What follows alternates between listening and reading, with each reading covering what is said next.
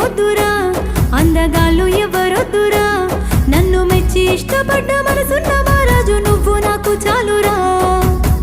నువ్వు కాదంటేనే నేను చచ్చిపోతా.